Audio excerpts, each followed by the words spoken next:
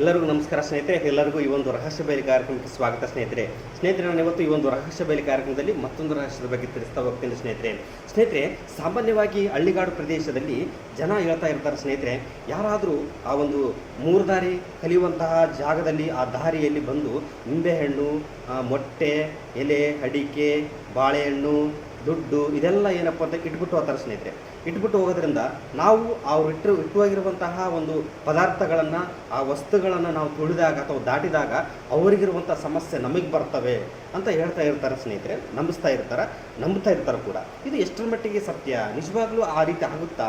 ನಿಜವಾಗ್ಲೂ ಆ ವಸ್ತುಗಳನ್ನು, ಪದಾರ್ಥಗಳನ್ನು ದಾಟೋದ್ರಿಂದ ತುಳಿಯೋದ್ರಿಂದ ಆ ಸಮಸ್ಯೆಗಳು, ಅವರಿರ್ತಕ್ಕಂಥ ಸಮಸ್ಯೆಗಳು ನಮಗೆ ಬಂದ್ಬಿಡ್ತಾವ?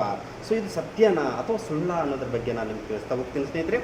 ವೈಜ್ಞಾನಿಕವಾಗಿ ನಾವು ನೋಡ್ಬೋದಾಗಿತ್ತಪ್ಪ ಅಂತಂದರೆ, ಯಾವುದೇ ಕಾರಣಕ್ಕೂ ಯಾವುದೇ ಮೊಟ್ಟೆ ಆಗಲಿ, ಎಲೆ ಆಗಲಿ, ಅಡಿಕೆ ಆಗಲಿ, ಯಾವುದೇ ಒಂದು ಬಾಳೆಹಣ್ಣಾಗಲಿ, ಇನ್ನೊಂದಾಗಲಿ ಮತ್ತೊಂದಾಗಲಿ ತೆಗೆದಾಕಿರುವಂತಹ ವಸ್ತುಗಳನ್ನು ದಾಟೋದ್ರಿಂದಾಗಲಿ ತುಳಿಯೋದ್ರಿಂದಾಗಲಿ ಯಾವುದೇ ಸಮಸ್ಯೆ ಬರೋದಿಲ್ಲ. ಇಲ್ಲಿ ನಾವು ಅರ್ಥ ಮಾಡಿಕೊಳ್ಳಬೇಕು ಮನಸ್ಸು. ನೋಡಿ, ನಮ್ಮ ಮನಸ್ಸು ಅಂತಕ್ಕಂಥದ್ದು ಏನಿದೆಯಲ್ಲ, ಮನಸ್ಸು ಅನ್ನುವಂಥದ್ದು ಹುಚ್ಚುಕೋಡಿ ಮನಸ್ಸು ಅಂತ ಹೇಳ್ತೀವಿ ಸ್ನೇಹಿತರೆ. ಮನಸ್ಸನ್ನು ಕಂಟ್ರೋಲಲ್ಲಿ ಇಟ್ಕೊಳ್ಬೇಕು ನಾವು ನಮ್ಮ ಮನಸ್ಸು ಇಂಥ ಒಂದು ಈ ಒಂದು ದಾಟೋದ್ರಿಂದ ಈ ಥರ ಏನು ಹೇಳ್ತಾರಲ್ಲ, ಸೊ ಸಮಸ್ಯೆ ಬರ್ತಾ, ಅದು ಖಂಡಿತವಾಗಿ ಸಮಸ್ಯೆ ಬರೋದಿಲ್ಲ. ಯಾಕೆ ಕೆಲವೊಬ್ಬರಿಗೆ ಆದರೂ ಕೂಡ ದಾಟೋದ್ರಿಂದ ಸಮಸ್ಯೆ ಬಂದಿದೆ ಅಂತ ಹೇಳ್ತಾರೆ ಸ್ನೇಹಿತರೆ? ಅದು ಈ ಕಾರಣ ಏನು ನಾವಿಲ್ಲಿ ಅರ್ಥ ಮಾಡ್ಕೊಳ್ಬೇಕು. ಇಂಥ ಒಂದು ಏನಪ್ಪ ಅಂತಂದರೆ, ಇಂಥ ಒಂದು ವ್ಯವಸ್ಥೆಗೆ ಭಯಪಡುವಂತಹ ಮನಸ್ಸು ಯಾವುದಪ್ಪ ಅಂತಂದರೆ ಅದು ದುರ್ಬಲ ಮನಸ್ಸು. ದುರ್ಬಲ ಮನಸ್ಸು, ವೀಕ್ ಮೈಂಡ್ ಅಂತ ಕರಿತೀವಿ ನಾವು. ಅವನಿಗೆ ತುಂಬ ಕಷ್ಟಗಳಿರ್ತಾವೆ, ತುಂಬ ಒತ್ತಡಗಳಿರ್ತಾವೆ, ಕೌಟುಂಬಿಕ ಸಮಸ್ಯೆಗಳಿರ್ತಾವೆ. ಸೊ ಅಂಥ ವ್ಯಕ್ತಿಗೆ ಅದನ್ನು ಅಚಾನಕವಾಗಿ ಅದನ್ನು ದಾಟಿ ಬಿಡ್ತಾನೆ, ಅದನ್ನು ತುಳಿದು ಬಿಡ್ತಾನೆ, ಅದನ್ನು ನೋಡಿರಲ್ಲ, ಅದನ್ನು ದಾಟಿ ಮುಂದಕ್ಕೆ ಹೋಗಿ ಮತ್ತೆ ತಿರುಗಿ ನೋಡ್ತಾನೆ, ಅಯ್ಯೋ ನಾ ದಾಟಿಬಿಟ್ನಲ್ಲ, ಅಯ್ಯೋ ನಾ ತುಳಿದು ಬಿಟ್ಟಲ್ಲ, ಸೊ ಅವರಿಗಿರೋ ಸಮಸ್ಯೆ ನನಗೇನಾದ್ರು ಬಂದುಬಿಡ್ತಾವೇನೋ ಅನ್ನುವಂತಹ ಒಂದು ಭ್ರಮೆ, ಒಂದು ಅನುಮಾನ, ಆ ಒಂದು ಕೂದಲೆಳಷ್ಟು ಅನುಮಾನ ನಮ್ಮ ಆ ವ್ಯಕ್ತಿಯ ತಲೆ ಒಳಗಡೆ ಬಂತಪ್ಪ ಅಂತಂದರೆ, ಹೋಯ್ತಂತಂದರೆ ಅದು ಸಾಯಮಟ್ಟವಾಗಿ ಏನಪ್ಪ ಅಂತಂದರೆ ಆ ವ್ಯಕ್ತಿ ಒಂದು ಮನಸ್ಸನ್ನು ಮತ್ತಷ್ಟು ದುರ್ಬಲ ಮಾಡಿಕೊಂಡು ಮಾನಸಿಕವಾಗಿ ಕುಗ್ತಾ ಹೋಗ್ತಾನೆ, ವೀಕ್ ಆಗ್ತಾ ಹೋಗ್ತಾನೆ, ಅನೇಕ ಒಂದು ಕಾಯಿಲೆಗೆ ತುತ್ತಾಗ್ತಾ ಹೋಗ್ತಾನೆ ಸ್ನೇಹಿತರೆ. ಕೊನೆಯದಾಗಿ ಸತ್ತು ಹೋಗ್ತಾನೆ ಸ್ನೇಹಿತರೆ. ಸೊ ಇದನ್ನು ನಾವು ಅರ್ಥ ಮಾಡಿಕೊಳ್ಬೇಕು. ಇಲ್ಲಿ ಮನಸ್ಸು ಕಾರಣ ಆಗುತ್ತಾ? ನಮ್ಮಲ್ಲಿ ದುರ್ಬಲ ಮನಸ್ಸು ಇದ್ದಾಗ ಈ ರೀತಿ ಒಂದು ಏನಪ್ಪ ಅಂತಂದರೆ ಸಮಸ್ಯೆ ಬರೋಕ್ಕೆ ಸಾಧ್ಯ.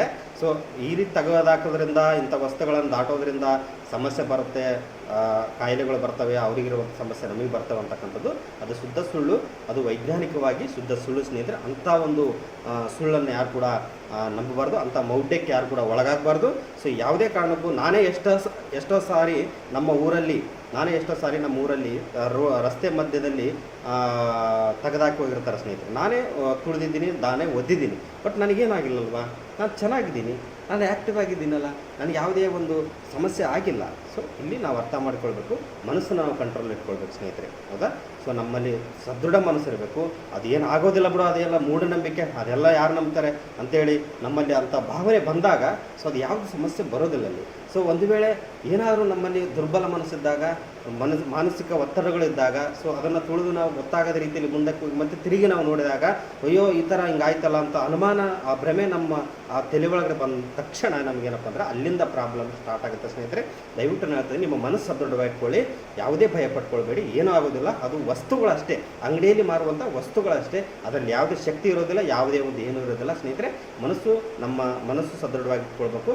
ನಮ್ಮ ಮನಸ್ಸು ಸರಿಯಾಗಿ ಇತ್ತಪ್ಪ ಅಂತಂದರೆ ಯಾವುದಕ್ಕೂ ಕೂಡ ನಾವು ಭಯಪಡುವಂಥ ಅವಶ್ಯಕತೆ ಇಲ್ಲ ಅಂತಕ್ಕಂಥ ಮಾತಾಡ್ತಾ, ಇಂಥ ಒಂದು ಮೌಢ್ಯಗಳಿಂದ ನಾವು ಹೊರಗಡೆ ಬರೋಣ ಅಂತಕ್ಕಂಥ ಮಾತಾಡ್ತಾ, ಎಲ್ಲರೂ ವೈಜ್ಞಾನಿಕವಾಗಿ ಮತ್ತು ವೈಚಾರಿಕವಾಗಿ ಪ್ರತಿಯೊಂದನ್ನು ಪ್ರಶ್ನಿಸಿ ನಾವು ಮುಂದೆ ಸಾಗೋಣ ಅಂತಕ್ಕಂಥ ಮಾತಾಡ್ತಾ ಈ ಒಂದು ರಹಸ್ಯ ಬಯಲು ಕಾರ್ಯಕ್ರಮವನ್ನು ಮುಗಿಸ್ತಾ ಅನಿಸಿದ್ರೆ ಎಲ್ಲರೂ ನಮಸ್ಕಾರ.